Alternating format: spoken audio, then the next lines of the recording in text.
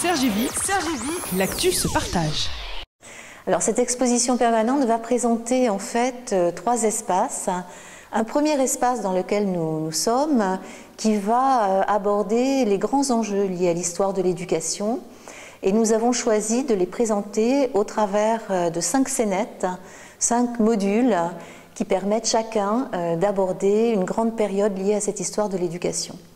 Donc on va aller de l'invention de l'école de la République après la Révolution française, en passant par les lois Ferry, en passant par les années 50, 60, les années 80, pour arriver à l'école d'aujourd'hui et aux questions que pose l'école aujourd'hui, aux interrogations en fait qui sont toujours constamment celles de l'école. Et c'est intéressant d'avoir cette évolution qui est présentée ici parce qu'elle permet effectivement de parler de comment l'école s'est adaptée à des évolutions de mentalité, à des évolutions techniques, par exemple la télévision, qui autrefois était bien évidemment qui n'était pas utilisée et qui, à partir du moment où elle va rentrer dans les foyers, va aussi intégrer l'éducation nationale, où des programmes vont être faits spécialement pour les élèves en fonction des niveaux, en fonction des disciplines, et des programmes qui vont être extrêmement suivis par les enseignants. Par exemple, tout simplement, le passage à la mixité. Sur cette période, on va passer à l'école mixte, puisqu'autrefois l'école était séparée garçons et filles, avec des enseignements parfois qui n'étaient pas les mêmes.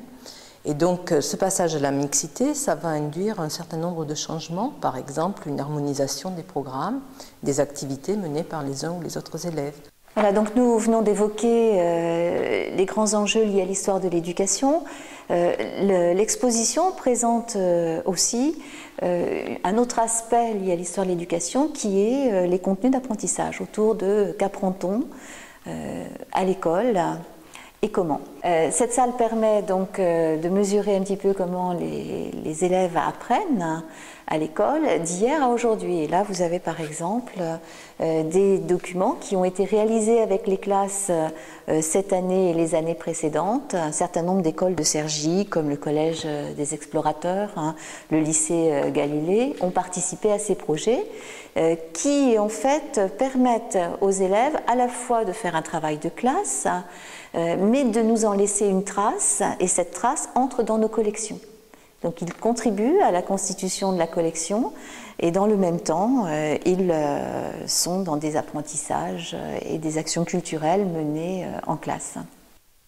Et ici, finalement, c'est bien l'idée que l'école ne se limite pas seulement aux élèves et à leurs professeurs, mais aborde aussi tout ce qui concerne les acteurs de la communauté éducative, le temps scolaire et périscolaire, la vie de l'élève et celle de l'enseignant.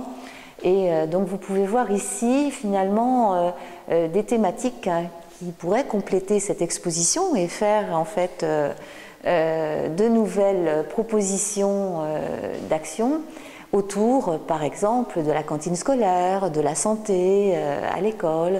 Voilà, chacune de ces entrées en fait sont des questions qui sont posées et qui peuvent être abordées par le filtre de nos collections.